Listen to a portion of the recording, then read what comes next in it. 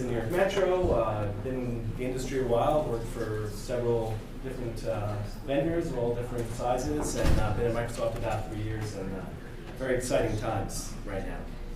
So, what I planned for our agenda,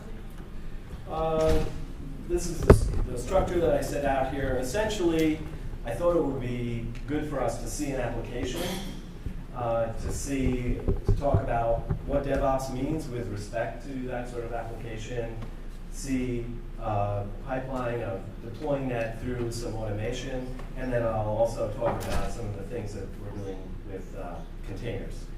So I feel like maybe it's that time of the afternoon, and we should have a little fun before we totally dive in. So this application, this is actually the application, and it is the Geek Quiz.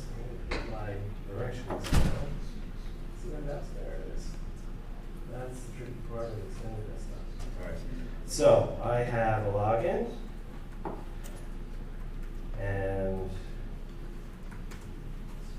I'm actually talking to an application that is deployed in Azure, and it's a you'll see it's a containerized app running on a VM. And it's the quiz. So, what's the first question? Which is not actually a thing JS? Does everybody want to answer? Sorry? All right. Whoops. I clicked too fast. Let's look at another one. What year was the first void call made? Guesses? 81. Wait, I can't see from this thing. 91. All right. 91. You get the picture, right? This is a web app running in Azure. So I'm just going to show you a little bit of kind of what it takes in Azure to run something like this. Because, I mean, this is really the DevOps challenge, right? It's not just some code that you wrote. It's not just some frameworks that you're sitting on top of. It's also, well, what kind of iron, what kind of networking, etc. Wow. Oh, this is going to be fun. I cannot see from this angle. Sorry. All right. Let's just close this guy.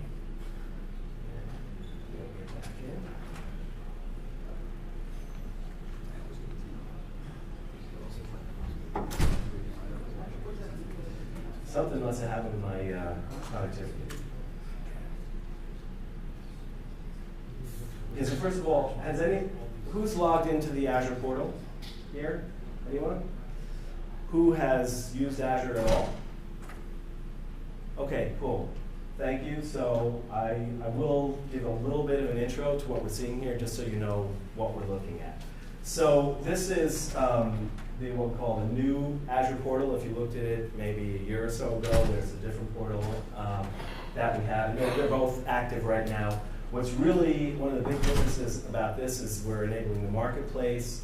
We have flexible tabs that you'll see as customers, and this is a very dynamically created UI, so there's constantly new things being rolled into it. And the other thing is it sits on top of our new REST JSON-based infrastructure, the Azure Resource Manager. So when you think, in DevOps, when you think of one of the key factors, which is infrastructure as code, Resource Manager is a key enabler there.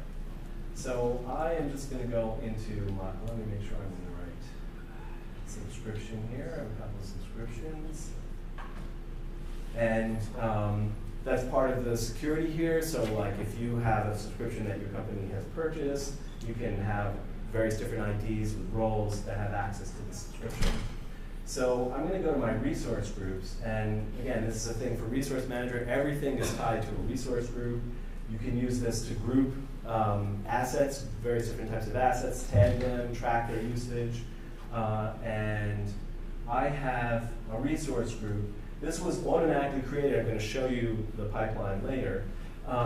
But you can see, and this is kind of the key thing that I wanted to show you. First of all, here's my VM. and that's a running VM. But there's some other things that are in there that were created, like a network, a public IP, and other related assets, storage, that this VM needs to run. So when you take your app, which you just think of as, well, here's my web app, and you want to run it in some kind of cloud or data center, you have other things that you need to orchestrate. So let's go back and talk about some of that stuff. All right. Okay, so let's talk about DevOps. So this is a fairly heavily referenced study. Has people seen the study from Hubbard Labs, the State of DevOps? So this is, I think, their third rev. And I think we're going to share the slides. I have tons of links in the slide that folks can refer to. This is really what we're all trying to realize. And I can tell you, even partners that I talk to are still working to realize this, even if they've implemented a certain amount of automation. So this is kind of like where we're trying to get to with DevOps. Another advantage of the team that I'm on at Microsoft is we have a variety of working groups around key trends, and I'm on a working group focused on DevOps. And a lot of us go to conferences and we work specifically with partners who are focused on DevOps. And we have regular conversations, we build demo assets and contribute to open source projects and things like that. And we actually had specific conversations about, okay, we keep talking about these things, and even if you've been to some of the DevOps conferences, you'll hear this, well, what is it? What do we actually mean when we talk about DevOps? And so I have a reference to this blog post. This kind of came out of our working group where he really drills into these, but these are some common practices that people look to implement, or when they see these, they know they're doing DevOps, right? Now, you don't have to bite off on the whole thing, but when you see some of these things happening, you know you're kind of getting towards the DevOps model. From a standpoint of containers, and this is one of the other aspects of DevOps, I'm just going to build that. One of the ideals in DevOps is to have this kind of feedback cycle. I mean, having some automation is, helps, right? Bringing people together from across the development side and the operations side helps. But when you really get what we like to call the flywheel going, you get this feedback loop, and you get this real synergy of doing all of these things. So what we're showing here is that the container is enabling ease of portability of your application throughout environments, and ease of access from the operation side, ease of monitoring and getting information about performance out of, and then that information goes back to the development and the business, right? That's where we really want to try to get to. So here's the animation. So the DevOps scenario I'm going to show you uses these ones that are highlighted. And for anyone who's colorblind, because I know I am, it's the first two and the fourth one. That's what we're showing here with this scenario. So the application is, as I said, it's the Geek Quiz application. As you saw, it has a web front end. It's actually sitting on a Linux operating system, and it's running, it's doing MVC4 with Mono, which is open source of the ASP. So, and there's two containers. So there's the web tier and the database tier, which is in MySQL. So you can see just this picture, we have a lot of things that we need to deploy. And if we built something on our machine that we've got to work, and then we just gave our code to somebody else, how did we know that they have the same libraries? And this, again, hopefully messages we've been talking about throughout the day. I mean, this is the advantage, right? With Docker, we can take these specific releases, we can package them up, and then with automation, we can make sure that they all go through the same process. I'm just going to warn you, the next chart's a little bit of an eye chart, but I'll step through it. So not only do we have lots of pieces that we have to manage, we also have a lot of different interfaces and tools that we're using. So how do we bring all those tools together? How do we make it so that there's automation between all of these? So we can have all these little pieces and they can be consistent as they go through their life cycle. Okay, so I'm going to talk through this, and then I'll actually kick off a build and show you a couple of things. The build takes a little while, so then we'll go back to the presentation. So on the left side here, you have two main tools for managing your code. Visual Studio Online, which is Microsoft's hosted Visual Studio and teaming product. And you can, people know us for Visual Studio on people's desktops. You can code on Visual Desktop and push right into here. But you'll see you can actually change code in here as well. And then GitHub, which is very widely used.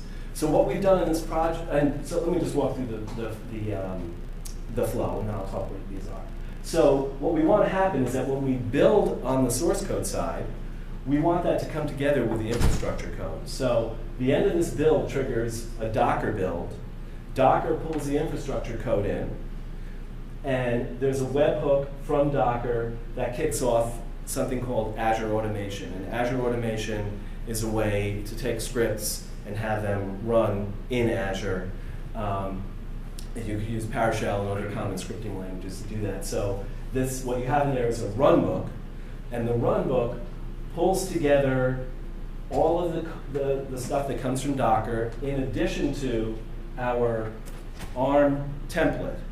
And the ARM template is what's going to tell us, well, what do I need from an infrastructure standpoint to run this application, right? And then that creates a new environment. So you could think of this as something like, a QA testing environment, and the developers or the operations folks or the same person says, we're ready to have some testing, we want a new environment stood up. That's what's happening here. Instead, creates a new environment. We have an integration we have a facility with Azure VMs called an extension. And the extension allows you to have an agent start up within, or any executable, within a VM after it starts running.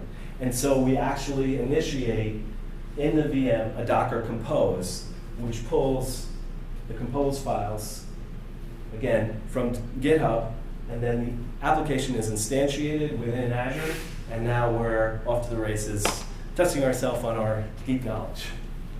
So let me just pause before I go into the actually showing this.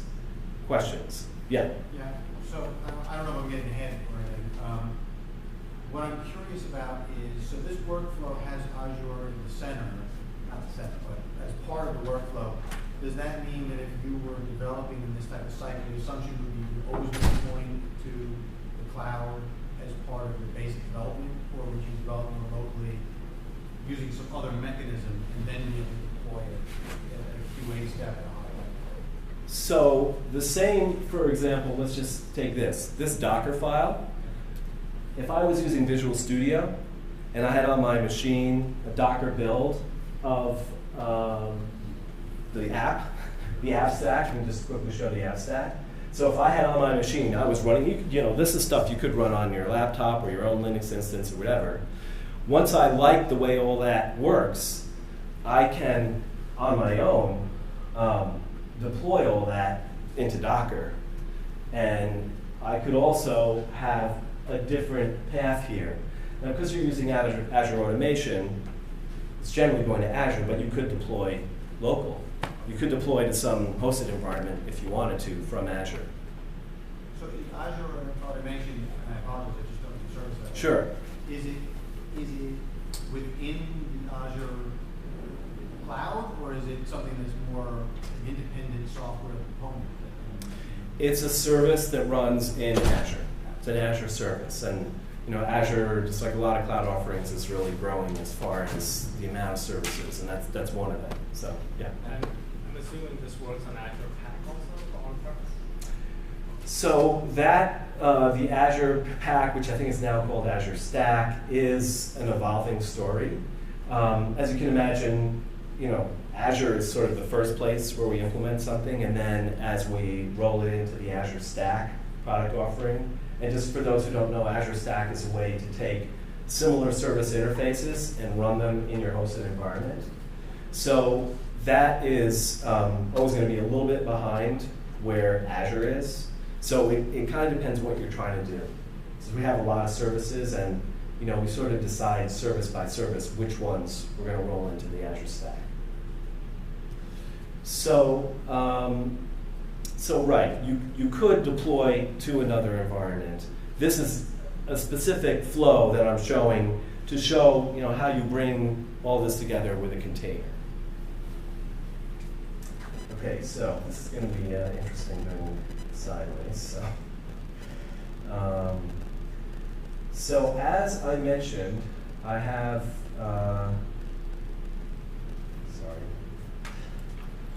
yeah, that's a little closer.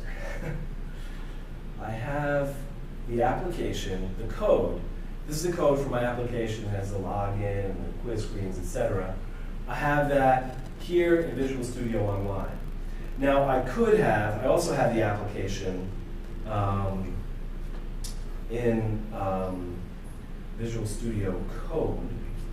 And I don't know if folks are familiar with this, but this is a cross-platform IDE that we've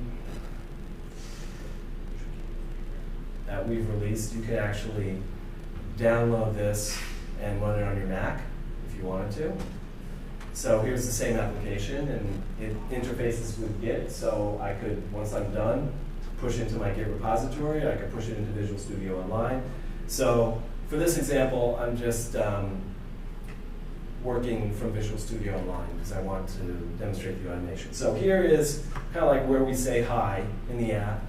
And over here, here it is, the quiz user. So I'm just going to change this. First of all, I'm going to edit it. And we'll call this the container quiz. And once I save this, it will queue a build.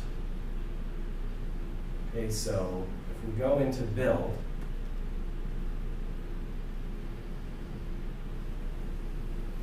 and again, this is a team environment, so you can have lots of people have access to this. You can have people with different roles, and there's all kinds of stuff you can do in here. Has anybody heard of Kanban? It's the DevOps, well, it comes from lean manufacturing. You can do Kanban boards in Visual Studio Online. It's pretty cool. And my network is just, here we go. All right, so let's see. Here's a cube.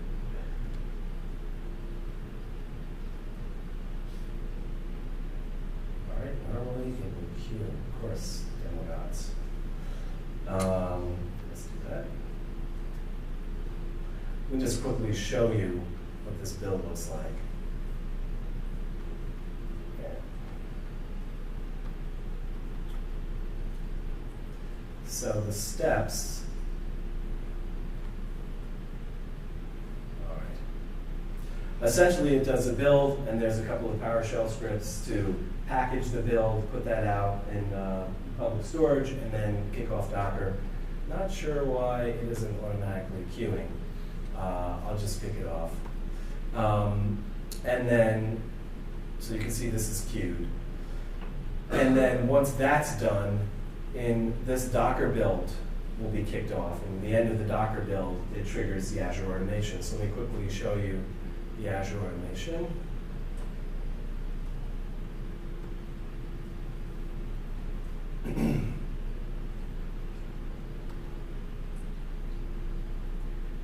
So I have two runbooks here, and I've published a script that's going to be automated, and then when there's jobs that have been kicked off, so there's a job history. So we'll see.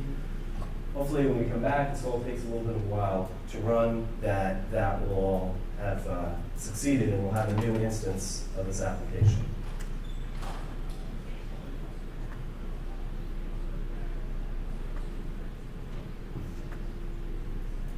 Okay, so let's talk about containers. So we, and again, I'm not sure how much folks are following this. Over the past few years, we have become extremely involved with the open source community.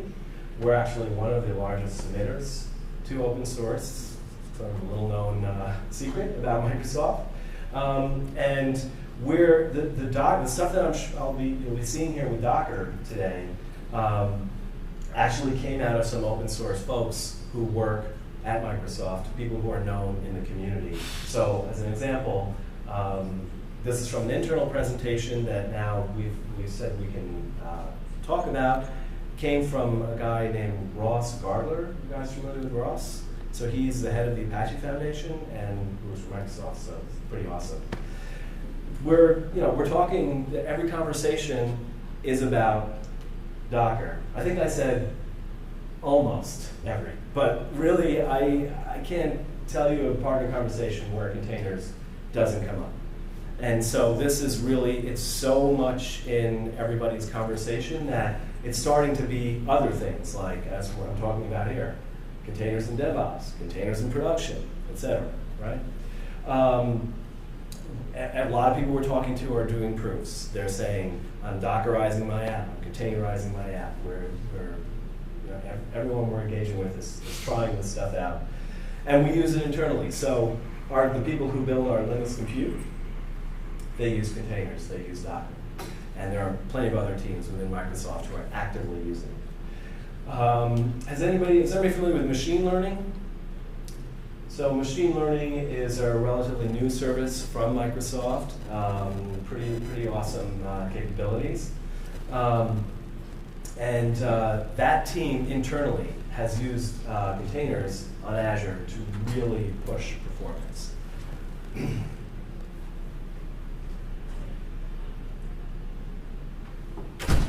The things that customers are talking to us about, this is a big driver, not having lock-in. So it's got to work on Azure, and the gentleman just left, it's got to work on Azure Stack. You want choice, you want to be able to use tools like Swarm, Mesos, etc. Cloud Foundry. Those are all things that customers are very concerned about. They like that we're doing the service tier, but they do not want to be locked in. They want to have portability. They want to bring their own technologies, and they really want to be able, this is another thing you're going to start seeing with us, a lot of interoperability with other clouds. They're like, okay, great, you have a cloud, but we have stuff in other clouds. How do we interoperate with that? And so that leads to, well, your services really need to be open. We don't want your service to be some sort of proprietary service that I need special keys to know and to interoperate with, and it won't talk to other things outside of Microsoft. And of course, Linux and Windows, and every time I hear a stat on this, the percentage of VMs that are Linux running in Azure goes up. And the last number I heard was something like 30%, but I'm sure that's outdated already. This is an interesting evolution, because if you looked at Microsoft 3-4 years ago, we were really pushing PaaS, and I would argue that we actually were hurt a little bit about that, because the market wasn't really ready for that. The market really didn't understand that to really have flexibility, a PaaS model, and to have agility, a PaaS model makes a lot more sense. You're going to see that we're kind of rolling a lot of that stuff back out, and a lot of the things, I think I heard one of the topics was, how do you auto-scale something? Well, that's directly a PaaS conversation, right? And monitoring, we've released monitoring for Docker in our capabilities, and we have partners we're working with who have released monitoring of Docker containers. And this is new, so there's gaps. So we have conversations with customers about that. Well, how do I do health monitoring? What happens if a container falls over? Can you have services that help me with that, Microsoft?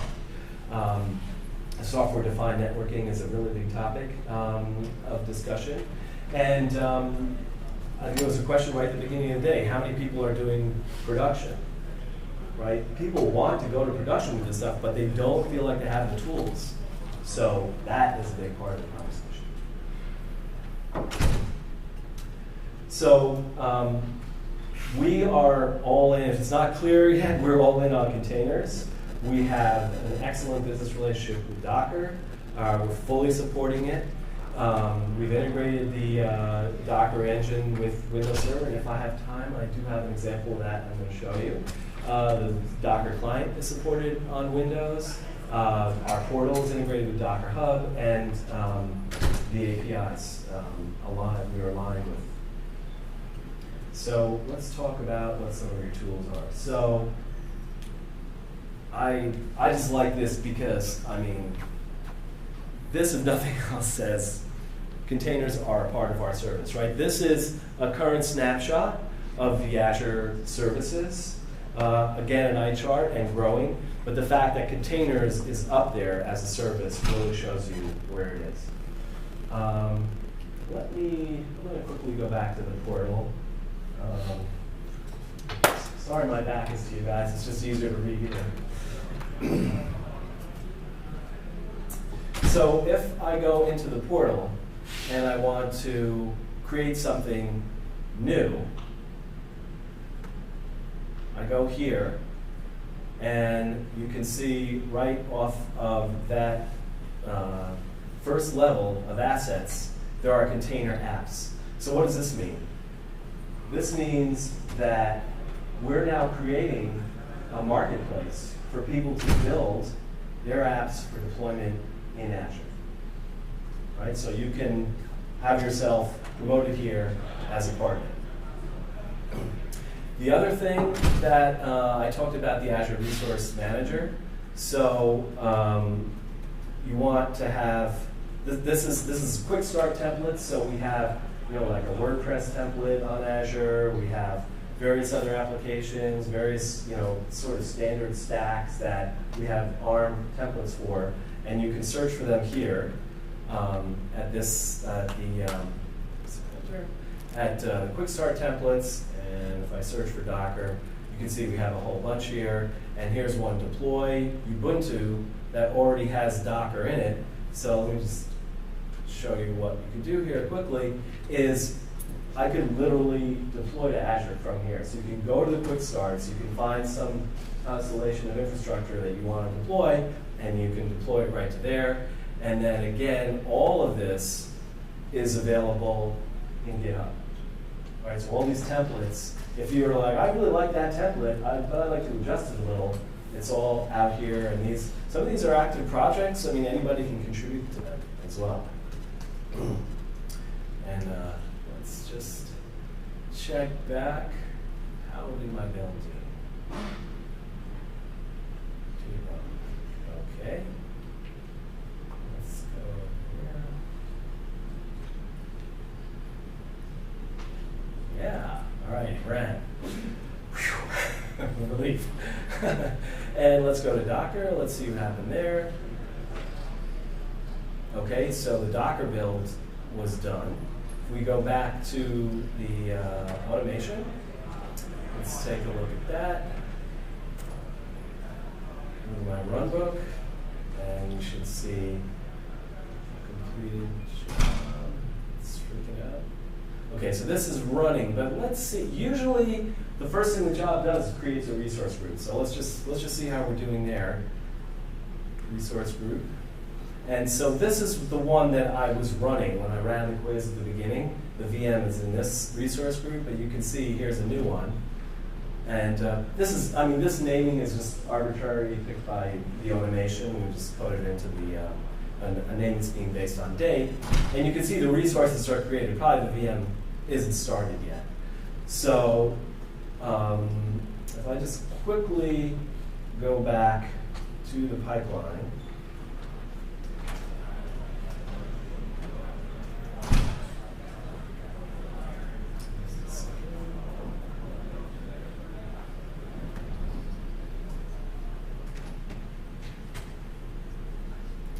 Essentially, we're in that last phase where the VM is starting up. It's Docker Compose has been ran because of the VM extension, and the VM is in the startup.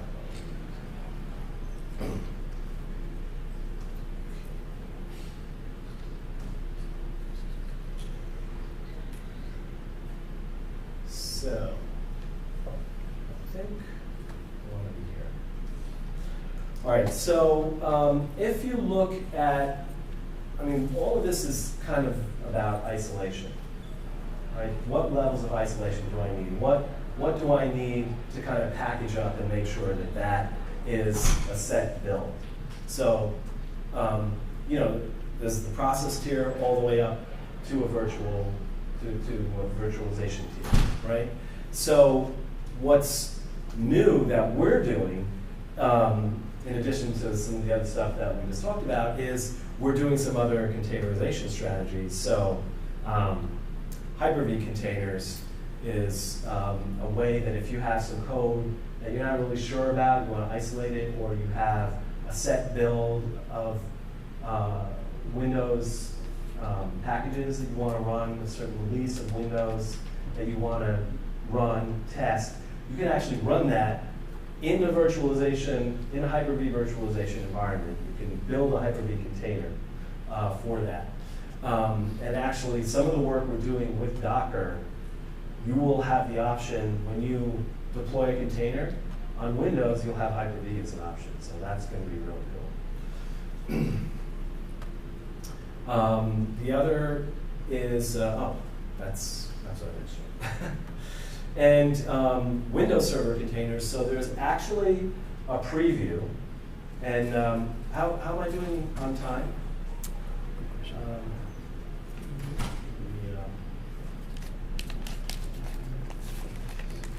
So I just want to show, I think this is, sorry? 10 minutes. 10 minutes, okay, good, thank you. Okay, so I think this is really cool, Windows Server Containers. So this is a preview. You can, I'll just go back over here to the portal, and if I go new,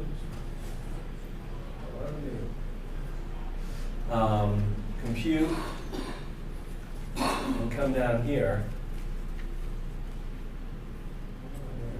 the Windows Server Container preview. So you can deploy a VM, and it's essentially a command line interface, but it's a full Windows, and it has Docker in it. So I'm just going to show you really quickly what that looks like. So I'm actually, if my network cooperates, let's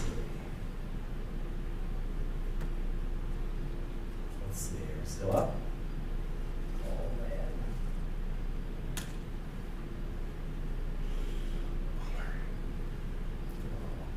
That's sad. Never mind, what's going to happen with my network connection. Ah, there we go. Okay, so what this is a VM.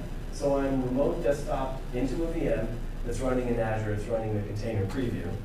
And if I'm just going to show you some commands that I did. So, well, first of all, just if I do a Docker images here, you'll see that I have an Nginx. So I created an Nginx. And if I start that up, I thought this was just really cool. I can notepad from here. So even though it's a pretty much like this command level interface, it has notepad in it. So that's kind of cool. Again, this is a preview. We're probably going to see this evolve a little. But there's the Docker file for Nginx. And if I just run that, okay, so I'm going to run a new command with You have the same name. Just name. same name.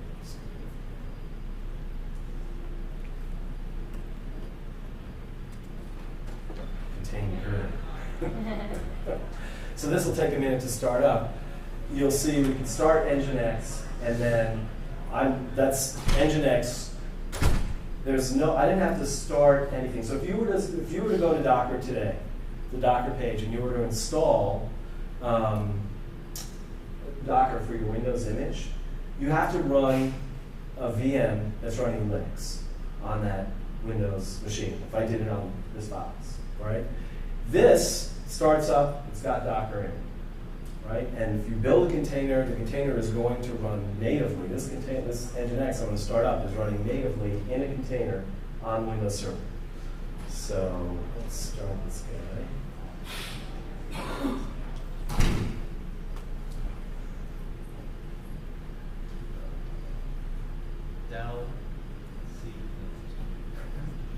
5 minutes.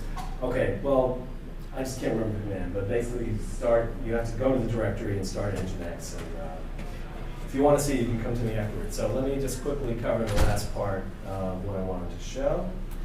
Because there are some, essentially this is the picture that we're looking to get to ultimately, like once Windows Docker is native on Windows Server. You can do a lot of this today, but you need to run the Docker machine in a VM.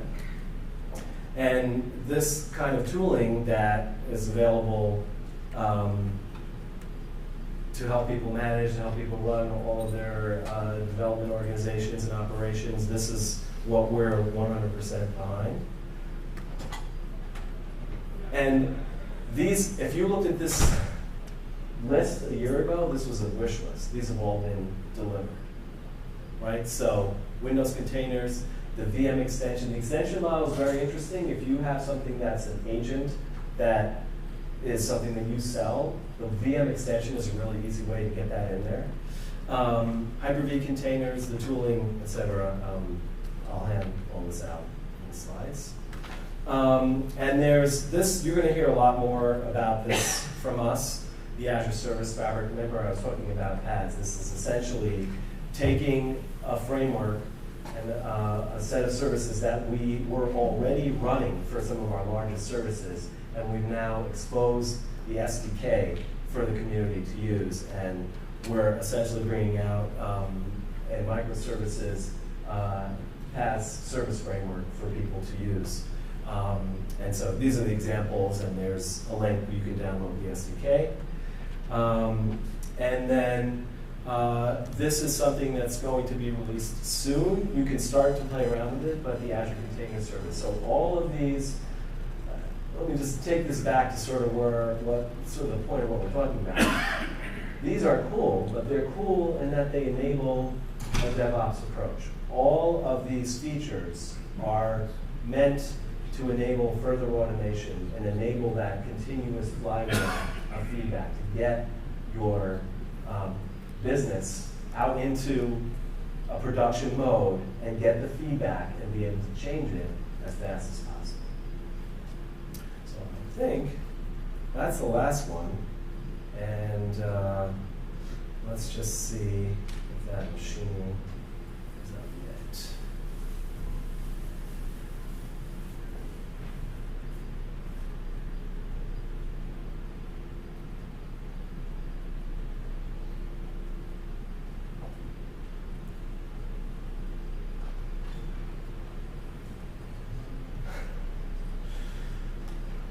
So that same quiz, you can come up to me afterwards if you want to see me running it, but the same quiz is running in a brand new instance, and if we logged into this VM, we would see the two machines, the Nginx one and the MySQL one. You can go into the MySQL from the command line and use it as if it was just MySQL running on a box. All right, so any questions? I know I went through a lot of material there, so in my last couple minutes. Windows containers, Docker is pretty exciting. These images seem pretty big though, over 9 gigabytes. Is there any plan for like a smaller OS? There's Microsoft Nano, which has been released. Yeah. It's if you look under, I think if you look under the preview, the server container preview, it's mentioned there. Or if you look for HyperV containers, I know when we came out with HyperV containers, we also mentioned that as well. So you're just talking about the overall OS itself, right? Yeah. I figured that's what Nginx container shows or energy shows, pretty big. Windows Server operating system within it, right? Yeah. There's Windows Nano now, saying HyperV Yeah. Okay. Yeah. Other questions? All right. Well, thank you. Enjoy the rest of the unconference.